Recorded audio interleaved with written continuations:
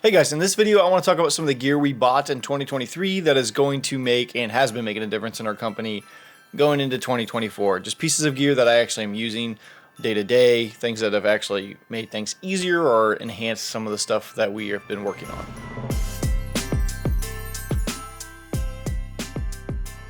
And yeah, my Christmas tree's still up. It's completely dead, but you know, we'll enhance the colors a little bit in the color grade to make it look a little more green. So we do it. So I personally enjoy videos like this because you kind of find little knickknacks here and there, things maybe that are unique, some things aren't, some things are not brand new that came out this year, but maybe just something you just haven't considered buying because it's not brand new, but that doesn't make it a bad piece of equipment or something that is now useless. I mean, an example of this is C-stands. C-stands are boring, but they've been around forever and are super useful. There's a lot of gear like that just we get caught up in thinking that we always need to upgrade things and that whatever the new thing is now old. So I'm gonna go ahead and just get this out of the way. We didn't buy any new cameras or anything crazy like that this year, but I mean, we did buy the Osmo Pocket 3, which is on the list, and I guess I'll go ahead and start with that. One of the things we bought this year was the Osmo Pocket 3, which shout out to Scott Bolcom. He's the one that kind of peer pressured, not just me, a few of us into one of his live streams to buy these. We got five wonderful Osmos. This thing has been more of a useful tool than I'd thought in our business, and it's useful in the way of, no, we're not shooting client work with it, and I haven't done that yet. I know I'd said maybe, my cat's pulling stuff around here. So. I know I'd said that maybe we would use it for some social media content. It's not up to that par yet, but the thing looks beautiful and the image is amazing out of it.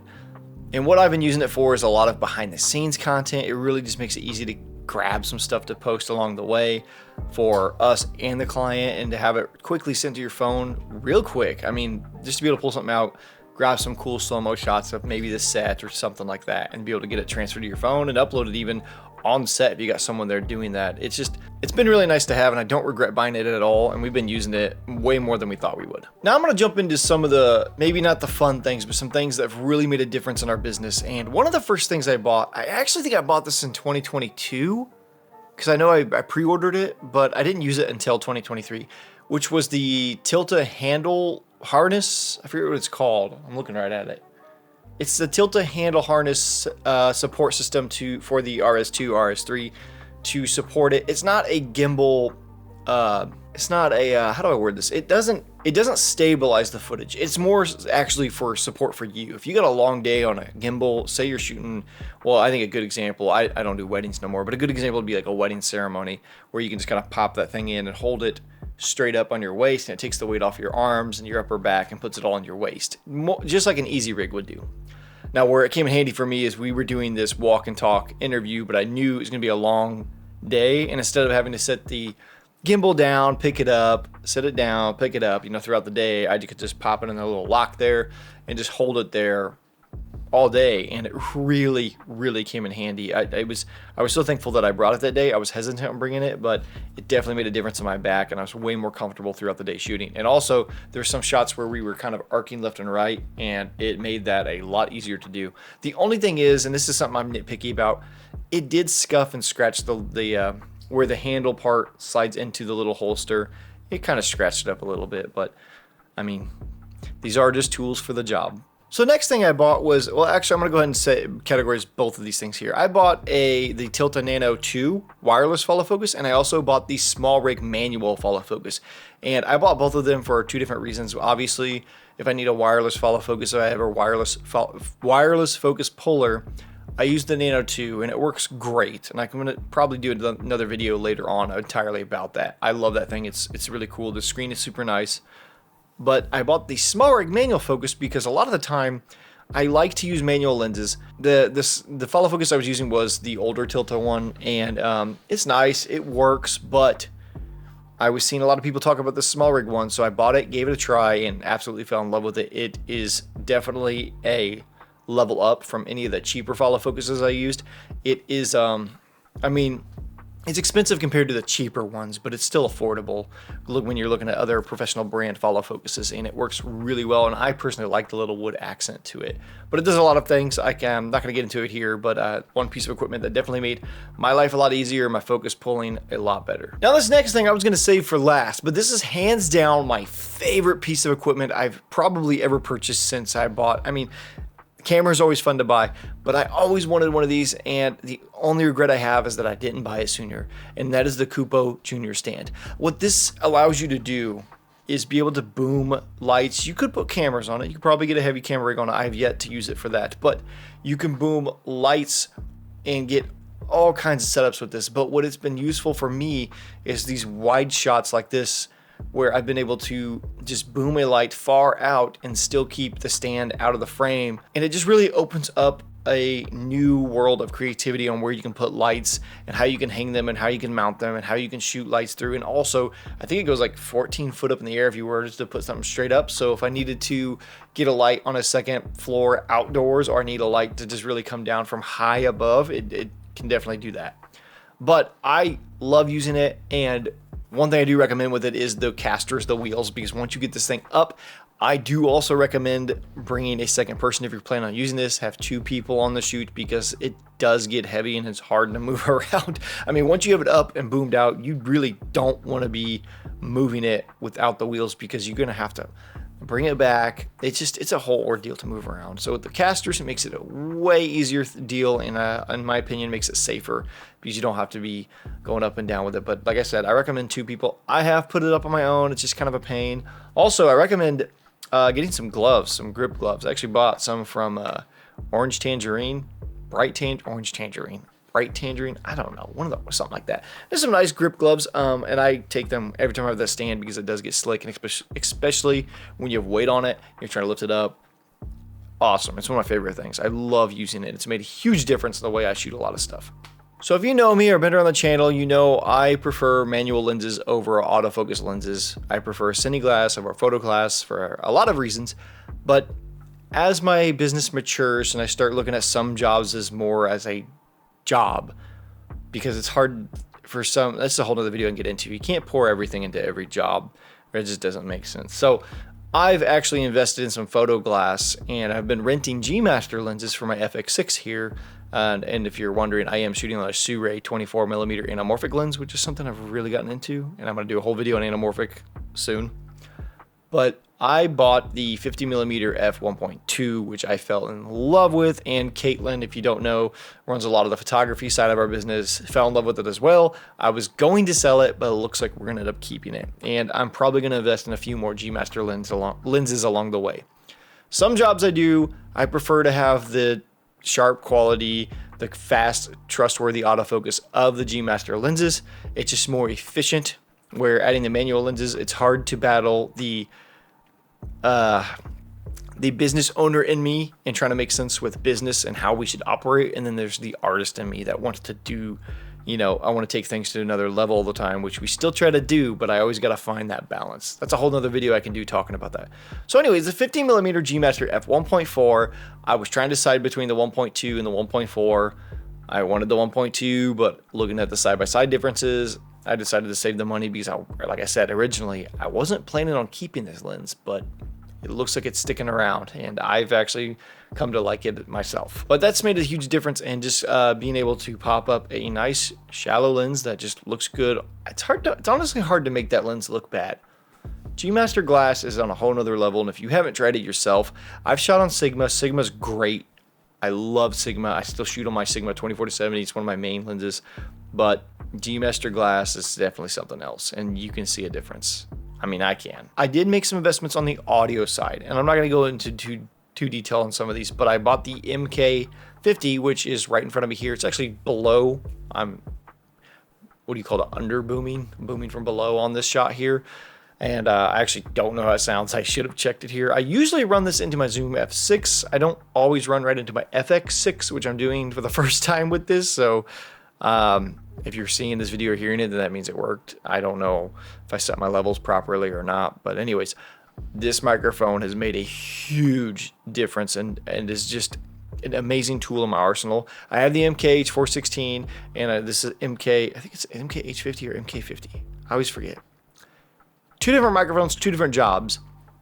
This is more for the indoor interviews, and first time I used it in a loud echoey room made a huge, if you haven't, look into this microphone, because this might be the one you need over something like the 416 everybody talks about. It's the right tool for the job, but not all the jobs, more than it is buying the most expensive thing that everybody else has. Another thing we bought this year was Lewitt microphones. I've been a huge fan of Lewitt microphones. They came out with a limited edition Save the Rainforest campaign they were doing, green for the 440 Pures, and I thought those, first of all, I supported the cause that they were doing, trying to save some rainforest. Why not? Why would you not want to save some rainforests? Also, the green I thought was on brand for Absorb production. So we picked up a couple of those for our podcast, which is over on the Absorb Studios channel, which I'll also link below if you want to see and hear those. I think we just filmed the next batch on those microphones, so I don't know if those will be out yet or not, but you'll recognize them by the color. We have the white Lewitt 240 Pros, which I think I also bought last year. But the 440 Pros, I love them. They look really cool too. Those are another thing we bought this year that made a huge difference in our podcast and the way they sound. Really enjoy those. Also, I bought this Rycote case, which I have this love-hate relationship with. I really enjoy the tubes to move the microphones around, but all the tubes don't really fit back into the actual hard case. I really wish they did. It's just enough space, but I don't know why it doesn't. It's frustrating. I think they do. Sometimes they don't. You kind of crunch. I don't know. But bringing in 2 microphones, no problem. They're great. I do like the tubes even by themselves. But yeah, I don't know what the issue is with that. And I don't think it's me. There's a lot of people complaining online. But it is a great case. If you're looking for one, at least to have 2 microphones to knock around, or if you have multiple microphones, keep in the plastic tubes, because you can buy those plastic tubes separately and then just put 2 in the case as needed. I might actually just buy another case and keep because not all the time am I taking 4 to 5 boom mics around. I have produced a couple talk shows where I did need them as well, but yeah. Anyways, I like it, but it's probably not for everybody. Last thing I bought this year, I actually bought a few of them, are these small rig batteries here, and I'm really liking these. They are a little bit more expensive than some other options that are out there, but I love the fact that you can charge them via USB-C. And that has been super handy, and I love the just straightforward LCD screen to see the battery life left on them. And I use them to power my lights, to power my FX6 right now. I use them everywhere. And like I said, I picked up a few of them. I just love the simplicity of them, the simple look they have. But great battery, great V-Lock. I recommend them, but not necessarily necessary. There's some other ones you can get to save some money, but I love that USB-C option to charge. We did buy one light this year. I bought the Zwin, what's it called?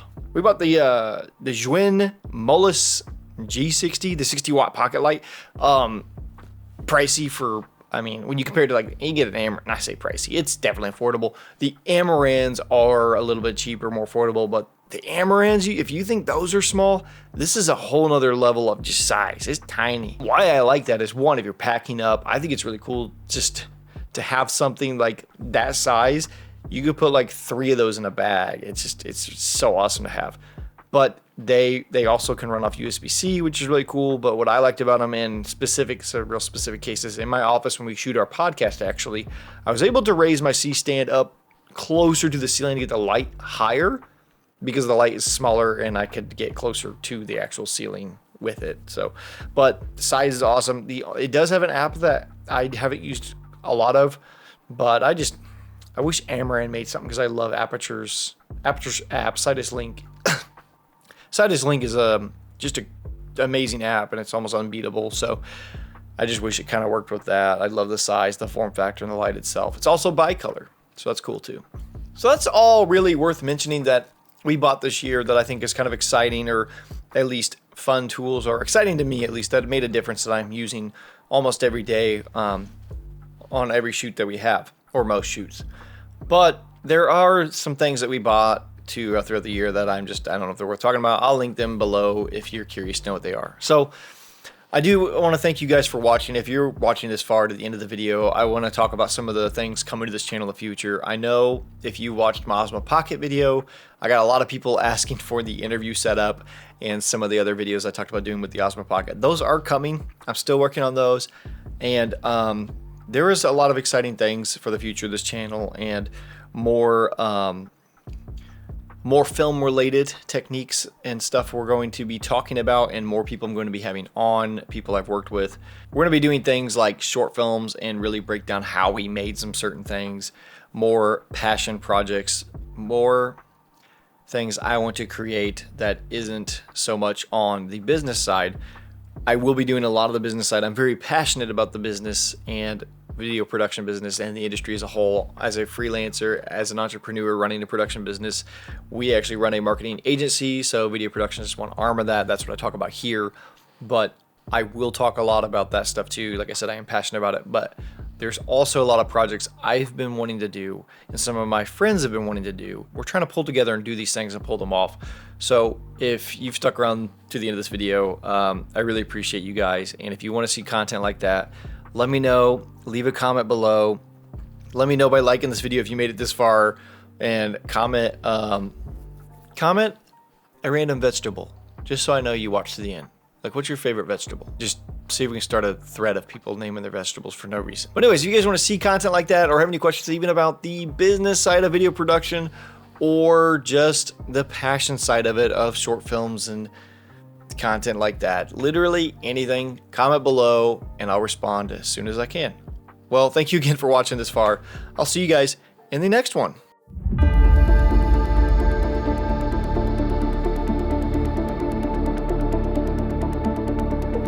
So, yeah, right before I recorded this, my backlight is an Aperture MC. My stand totally fell and just smashed the MC. It's working, it's on, but it's bent. I'm afraid to look at it closer. They're just tools, right? Just tools.